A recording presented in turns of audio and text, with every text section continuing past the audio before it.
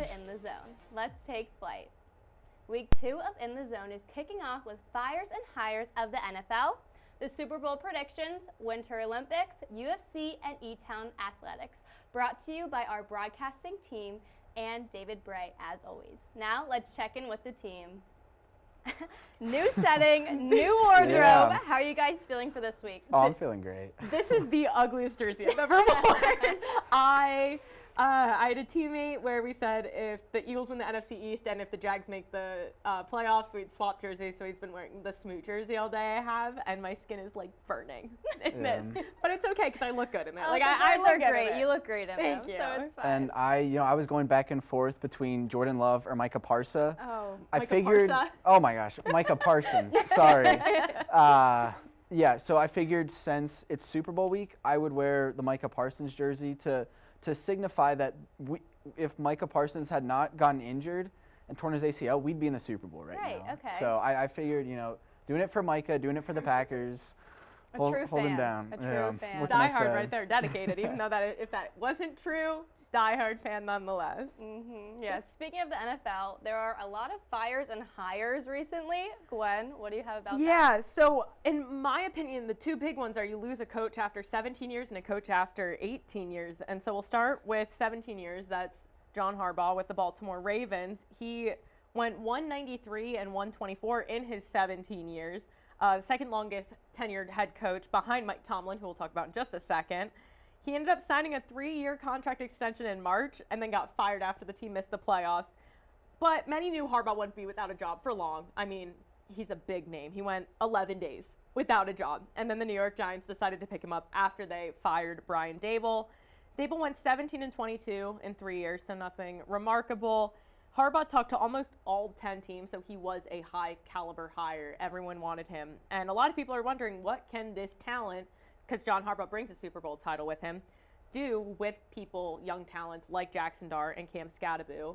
What do you think on that? I think it's a good hire. I mean, the Giants have kind of been in purgatory for a long time now, and both with the actual, the roster and the coaching. I thought Daboll was a good hire initially, didn't really pan out. But yeah, I think Harbaugh and with Jackson Dart, I think that'll be like a decent pairing.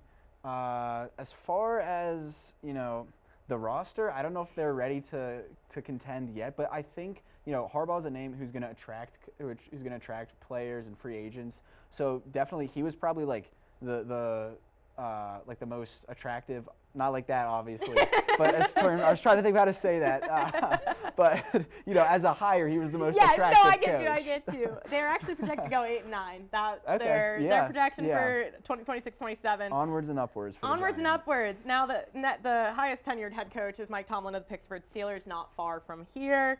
He's decided to step down. So he was really the only one that wasn't fired. I think he was the only one that wasn't fired. He decided to resign, seen more as a retirement because he's not planning on coaching anywhere else. They ended up hiring Mike McCarthy, which is kind of considered the most controversial hire. He was with the Cowboys. He went 49 and 35. However, he has not had a job in the NFL since 2024. So he's had some time off. He did see success with Aaron Rodgers as quarterback, coach to him and won a Super Bowl in 2010. But 2011, my bad. 2010, 2011, same thing. Anyways, the thing with McCarthy is he thrives under others, but it doesn't seem like he thrives as the head guy. As an Aaron Rodgers fan, or do you disagree with that? You seem like you disagree. I'd say it's hard. I have mixed feelings about McCarthy. Obviously, Coach he led us to a Super Bowl back in the day. But, after that, we struggled to get back. Unfortunately, never made it back under him. So I'm a little worried. I'd be a little worried for the Steelers that, he isn't exactly able to win the big games. He had the run in 2010, 2011, but since then, lost some big games. Wasn't really able to click with Rodgers. I do think they're on good terms now, but it was a little tense there for a little bit. It'll definitely be interesting. I think it was done to try and allure Rodgers to come back for another year. As he always takes the off season to evaluate and consider what he's going to do. I think the addition of McCarthy was mostly to get Rodgers back. Yeah, and here's a surprise. They're expected to go 9 and 8. Wow. Surprised everyone. Yeah. Just a quick 3 to run over. Bills fired Sean McDermott after 8 years, hired Joe Brady, so essentially promoted their offensive coordinator. Jesse Minter served as an assistant coach for the Ravens from 2017 to 2020. He's now their head coach. And then Brian Daboll was hired under Robert Saleh, who's the new Titans head coach, to be his offensive coordinator. And all 10 teams are filled up as of this moment. Cardinals and Raiders were the last 2 to fill the vacancies, both with offensive coordinators from the NFC West, one of who was with the Seahawks. So there you go. The other is the Packers head coach's brother. So there's and a new coaching. The Rams there's a new offensive coaching coordinator. duo in the NFL. Rams yeah. offensive coordinator, Mike LaFleur. Yeah. So yeah, that's pretty much the main ones, the important ones. Got it. Thanks, Gwen. Instead of fires and hires and 5 teams and 10 teams, let's talk about 5 rings. That's right, the Winter Olympics are underway. Sal has more coverage on that. I do, yep. I do. Winter Olympics are here. Personally, I'm more of a Summer Olympics guy. Okay. I prefer basketball, table tennis. I like some of the shooting events that they do. Track and field. I'm not a huge track and field fan. I think it's a bit boring to watch. Some of the longer distance I enjoy. I don't like the sprints and Cole stuff. Hawker. I don't know who that is. Cole Hawker. Okay. Yep, Cole Hawker. For the Winter Olympics this year, what I'm most looking forward to, definitely the snowboarding events, more specifically the half pipe. Okay. Chloe Kim has a chance to make history by winning her 3rd gold medal in the women's half pipe. I think she definitely has a chance. It's going to be tough though. Choi Ga-eun of South Korea. Bear with me on some of these pronunciations. But yeah, she is the 17-year-old phenomenon from South Korea. Yeah. Dang, and I'm 22. What am I doing? She actually won the X Games at age 14 in 2023. That's great. So yeah, a lot of people are wondering if this is going to be Kim's last Olympics. Whether or not it is her last Olympics, it may be her last Olympics where she's a favorite and has a real chance to take gold. Maybe just at the American in me, I'm personally going to go with Kim in that event. I believe that she's going to pull through. I think Choi Ga-eun is going to have to wait a little bit more before she gets her time. Yeah. But either way, I think it's going to be a great competition. A lot of other talented women in this one. But for the men's side, that is a very stacked field. So the favorite, I'd say, is Scotty James of Australia. He won the half pipe at the X Games this year. And he recently hit a triple cork 1440. That's what that is. You're gonna have to look it up on YouTube. I don't even know how to describe it. It's not like cool to watch? Oh, it's very cool. Okay. It's very Then cool. I'll watch it. Yeah. It's like I don't even know how a human being can do that. Oh, I love those. Yeah. It's No, I love watching those. Like people on bikes and snowboards, and you're like, yeah. How did they do that? I know. Like if I did half of that, I think I might die. Honestly, like the landings that they take. But besides him, there's Yuto Tatsuka from Japan. He's currently at top of the leaderboard in the men's half pipe, and joining him also from Japan is Ayuma Haran, who was the 2022 gold medalist in the Beijing Olympics. Both very competitive, both have good shots of placing in the top 3, top 5 for sure. For us American fans out there, our best shot is probably Ollie Martin. He was a world championship medalist this year. Not necessarily favored to take any medals at the Olympics, but we love underdog stories. Exactly. Yeah. Those are always great, especially at the Olympics. So I'm pulling for Ollie. Okay. But yeah, I think it's going to be a great competition. That is by far what I'm most looking forward to. Okay. What about you? Going off of yours, I love Chloe Kim. Her and Myles Garrett, couple goals. And her on Masked Singer, her costume was awesome a few seasons ago. For me, I personally love curling. I was raised by my mom on curling. It's my mom's favorite sport, more than running, which I've been doing for like 10 years now. She loves curling. We can't talk to her when she's curling. So I've been paying attention to it for a while. Matt Hamilton is coming back. He's kind of considered the modern day greatest of all time for US, and he is a 2-time Olympian. Currently, we are in mixed doubles. We are 2-0 for the United States, we being the United States. Team Corey and Corey, that's Corey Thies and Corey Dropkin. So mixed doubles is 1 woman and 1 man, and then teams is 4 men or 4 women. So mixed doubles are going on until February 10th. The men's team is the 11th to the 21st, and then the women's team is the 12th to 22nd, so those two overlap. And it's interesting to watch them try and get to the button, which is the center, or the rings, which is the red area outside, because people tend to think that the puck goes straight, but it actually does curl a lot, hence the name curling.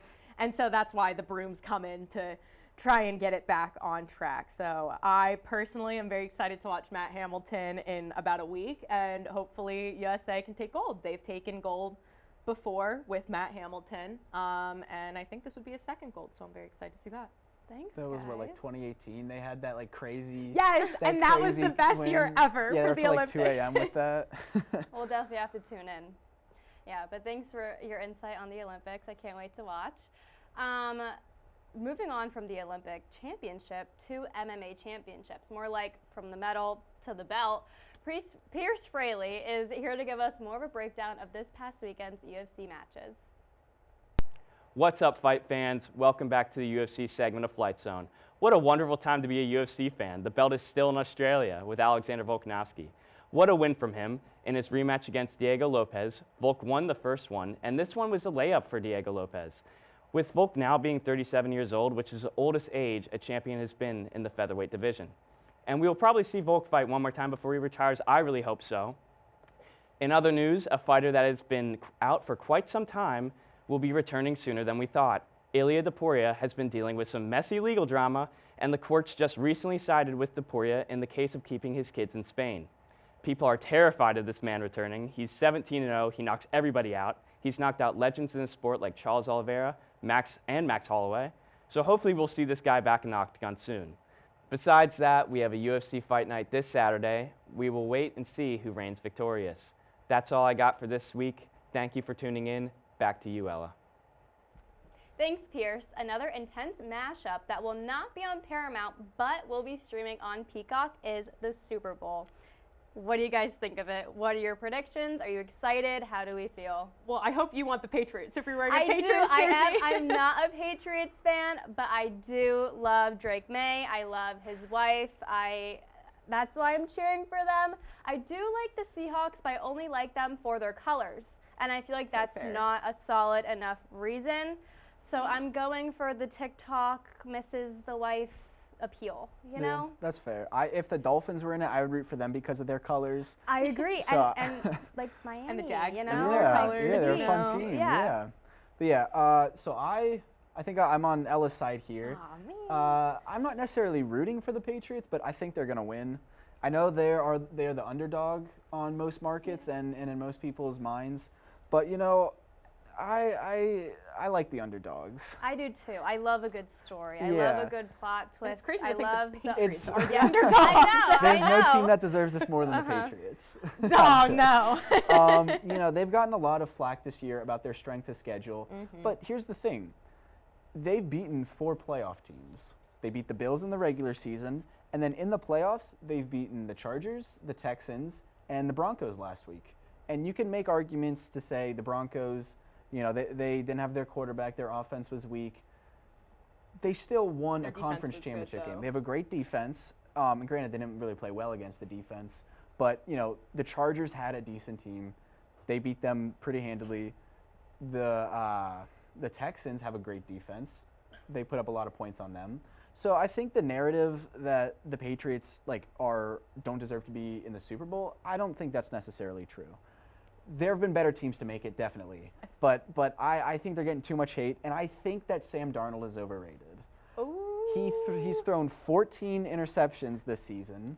He's going up against Christian Gonzalez, who is, I'd say, a top 3 cornerback in the NFL.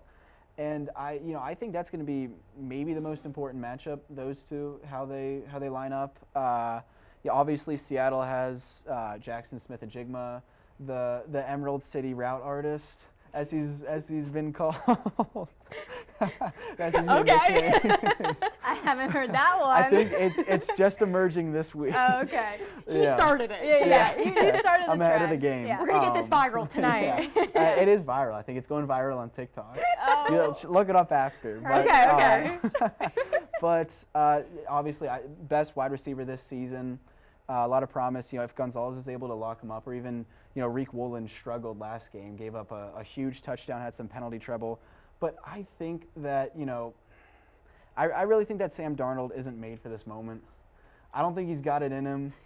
I'm not a huge Sam Darnold fan. I can tell, But yeah, I think the Patriots are going to take this one. Their defense is very underrated. They've only allowed 26 points in 3 games in the playoffs so far. I think that Drake May and Stephon Diggs, they can achieve their dreams the way they plan them if they work in tandem. So I think I got the Patriots in this one. Okay. I will take the Seahawks in this one. I don't think this is, I would say, the most accurate representation of the regular season in a Super Bowl, if that makes any sense. I think there were definitely stronger teams than the Patriots and the Seahawks that could have made it all the way, but just had rough games and whatnot. I thought the Rams were going to make it all the way for sure. We'll start with the defense, since that's kind of what you ended with. I think Seattle's defense hopefully will hold. They aren't the shiniest, I would say, that's supposed to be described, but they are reliable, and they actually are better than New England through the regular season. They had 286 defense yards on average, but 357 in the playoffs, and they had 31 touchdowns allowed in the regular season, only 3 in the playoffs. So I definitely think if they can be on their A game, this is going to be a low-scoring game. I don't see this being something where it's like the 4. I don't think it's going to be the 44-20. I think it's going to be a higher scoring game. Really? Yeah. I don't think this is going to be the 44-22, whatever the Eagles-Chiefs one was last year, where the Chiefs embarrassed themselves. I thought it was a great game, guys. I don't know I what you're thought the talking halftime about. show with your jersey, I'm sure you loved it. Yeah, I'm such a fan. No, I was a fan of the halftime show with Who was it? Kendrick Lamar, Who? Kendrick Lamar, yeah. I've not heard of him. I'll have to look that up. Yeah, because it wasn't Drake. So anyways. Oh, that's the guy who revived his career off of Drake. Oh, okay. Never go on. So go anyways, Cooper Kupp is finally healthy. He's kind of showing the Coop we knew in his early days, since he struggled with injury quite a bit when he was out the end of his Los Angeles days. JSN, I think, has a chance to win MVP if the Seahawks win. I think if the Seahawks win, it typically does go to the MVP? Yeah. Oh, yeah. No, not regular. He's not in the final 5. I was going to say, yeah. Trevor Lawrence he's definitely. deserves it. I could definitely see him being like if it's Super not Bowl Matthew MVP. Stafford, it should be Trevor Lawrence. But I could see him being Super Bowl MVP. I don't think Sam Darnold doesn't have the star power to win Super Bowl MVP. So if they win, it's going to JSN. There is no Zach Charbonnet in running back, but that's not a huge loss since Walker is still there. In my opinion, I had Charbonnet on fantasy, and he was not that great. But I think Sam Darnold has proven himself to be a higher caliber quarterback than people think when he's with the promising squad and coaches who actually believe in his growth, aka not Minnesota, Carolina, San Francisco, or New York. So I'm going to put it on the Hawks. I am a little biased because I was a Seahawks fan growing up until Trevor Lawrence got drafted. So I really don't mind who it is because my aunt is a Patriots fan. So I'd honestly be happy with both. I'm going to take the Seahawks, though. Yeah, I don't really care either way who wins. This is going to be kind of a boring one. Yeah. I hope it's going to be a good game, but I guess we just have to wait and see on Sunday. Yeah, alrighty. Moving into Etown Athletics, the ECTV Remotes crew covered the courts this past weekend.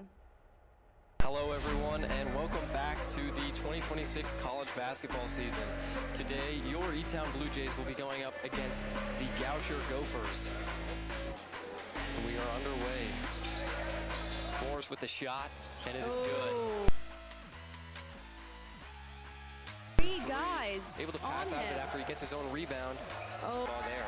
Pong now with the open 3 at the top of the key. Brass relatively easy. We'll take the shot. Time expiring, and it will go in. Now it is halftime. Etown is down 9. I do think we can make the comeback, though. It's not that terrible.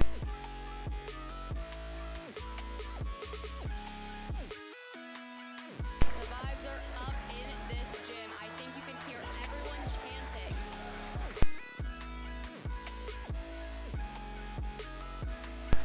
Great defensive possession. That's what I like to see. Yes. And they will walk away with a win today. Final score, 81-65. Hello, everyone. We're here at Etown for the women's basketball game versus Kocher.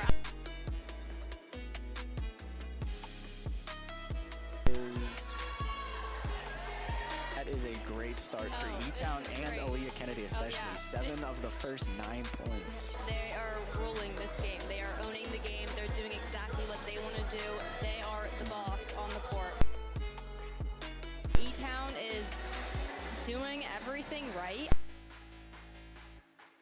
Kocher needs to turn it up if they even want a chance to win this matchup. Etown is dominating this game. And that will do it for this one. 89-43 over their landmark conference opponents, the Kocher Gophers. Up next is Bray's Breakdown. We've reached the end of the week, and you know what time it is. It's time to look back at this past week to see what your Blue Jay athletes have done and recap everything Elizabethtown. Etown men's volleyball had a great weekend, defeating both Lancaster Bible and Widener with 3-1 victories. In their first match, Etown was led by sophomore outside hitter Braden and Brewster, who had 16 kills against Lancaster Bible. Senior outside hitter Logan Smith followed behind with 10 kills, and sophomore outside hitter Arun Gopinath contributed 9 kills. Sophomore setter Patrick Nair led the Blue Jays with 2 aces and 36 assists in the victory. Etown followed their win with another dominant victory against Widener. And Brewster had himself an afternoon, dropping 20 kills in the win, while Smith added another 14 on top. Nair and Gopinath tied the lead in aces with 2 apiece, and sophomore outside hitter Max Sears added 5 kills and 5 blocks for the Blue Jays. Etown will take on Roanoke on Saturday, February 7th, and see Lancaster Bible again on Thursday, February 12th. Spring sports are back in season as the men's lacrosse team had their first game on the road against Christopher Newport on Friday. Facing the number 3 team in the nation in a game moved up a day due to the cold, Etown had a tough task at hand. Junior midfielder Reese Levinson started the scoring for the Blue Jays, scoring back-to-back goals in the second quarter. Junior midfielder Casey Lammy added a third for the Blue Jays, and finishing off the scoring on the afternoon was senior midfielder Brent Wellen. Despite putting up 4 goals in the game, Christopher Newport was too tough to tame, as Etown took their first loss of the season with a score of 17-4. The Blue Jays will face off against St. Mary's on Tuesday, February 10th at home. Well, after a strong week of Etown gameplay, I have to give this week's Player of the Week award to the person who contributed 2 strong performances, including a season high in points, increasing their points per game total by a whole point in just 2 games, and recording their second double-double of the season, Woody Machado. Playing such a crucial role on both the offensive and defensive sides of the floor, Machado was able to catalyze the offense through his elite scoring ability and defensive tenacity. Great work, Woody. Now, to close us out for the night, back to Ella, Sal, and Gwen in the studio. Thanks for hanging out with us on this flight. We'll see you next week in the zone.